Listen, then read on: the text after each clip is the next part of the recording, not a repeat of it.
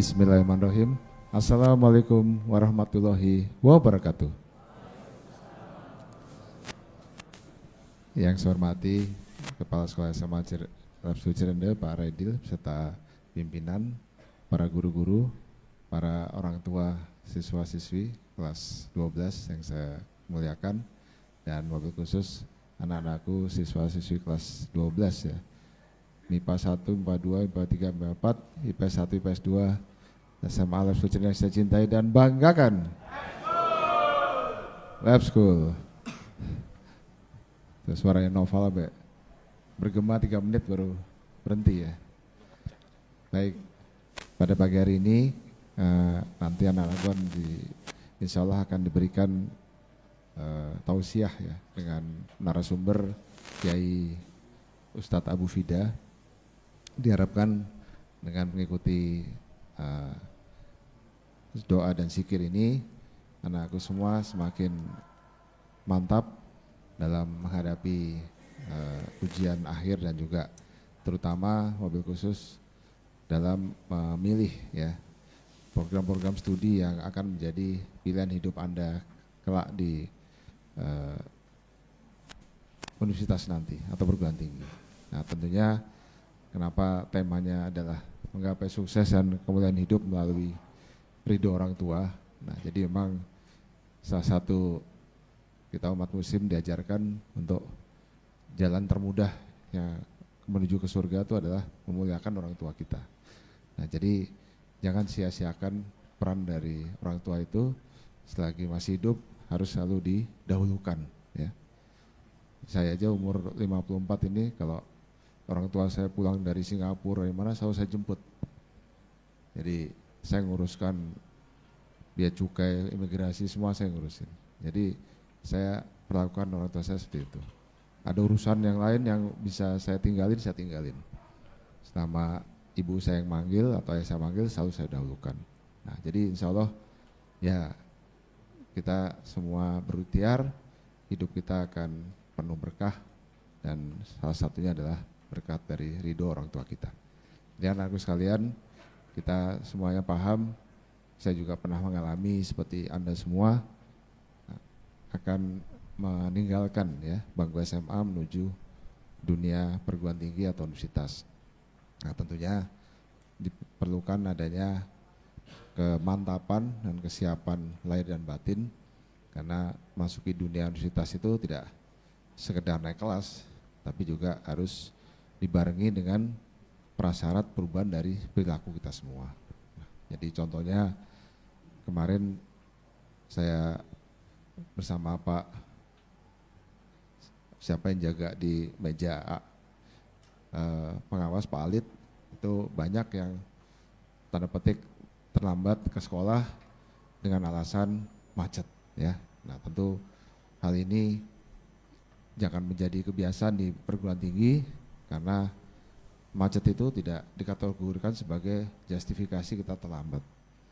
Jadi kalau Anda harus terlambat tanda petik, itu adalah suatu hal yang sangat istimewa yang disebabkan bukan oleh karena kuasa manusia, tapi kuasa dari Allah. Contohnya ya banjir bandang amit-amit ya, tiba-tiba gempa bumi, atau Anda udah mau ke sekolah jam 7, jam 5 pagi udah berangkat dari rumah, tiba-tiba ada mohon maaf ya tabrakan beruntun yang mengucapkan macet secara tiba-tiba.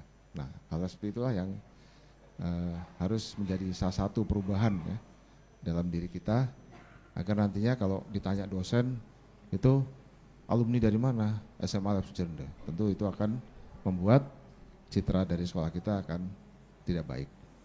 Nah itu adalah satu hal yang perlu saya sampaikan dalam pertemuan kali ini, agar kita semua saling mengingatkan bahwa pemahaman dan kompetensi selain kognitif tapi soft skill itu juga sangat penting.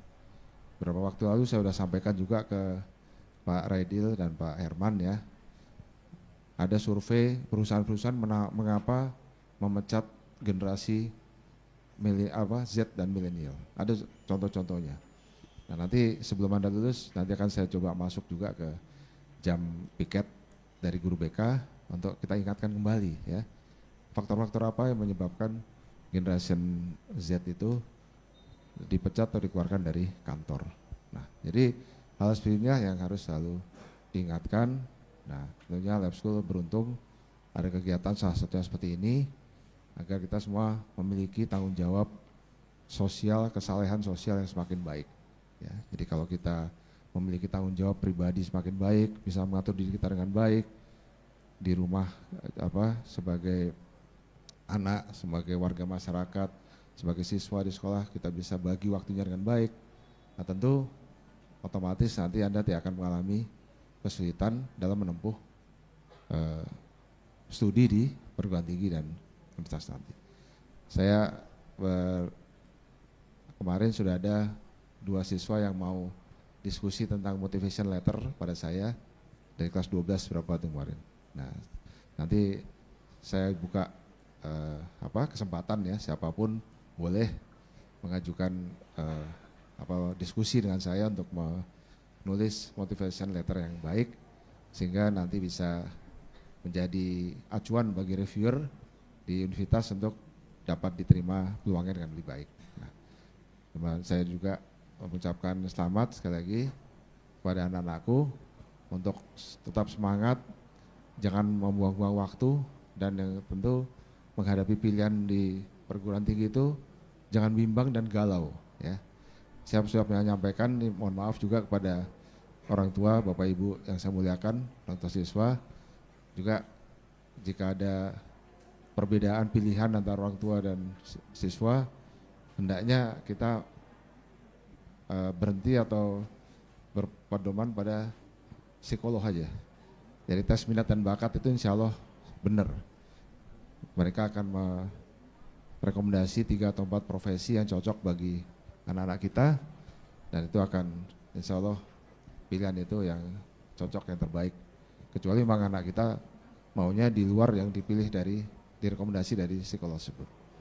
Saya kira demikian pesan dari saya. Sekali lagi selamat mendengarkan tausiah dari narasumber ini, Pak Ustadz Abu Fida. Saya mohon maaf tidak bisa menemani hingga akhir karena ada acara di kampus, dan saya doakan anak-anakku semua bisa diterima di perguruan tinggi dan universitas yang dicita-citakan, dan nanti bisa menjadi bagian dari pemimpin-pemimpin bangsa Indonesia di masa datang yang membuat bangsa kita menjadi semakin maju dan menjadi pemenang di pertarungan global ini.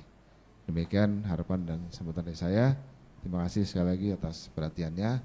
Wabillahi taufiq wa hidayah. Wassalamualaikum warahmatullahi wabarakatuh.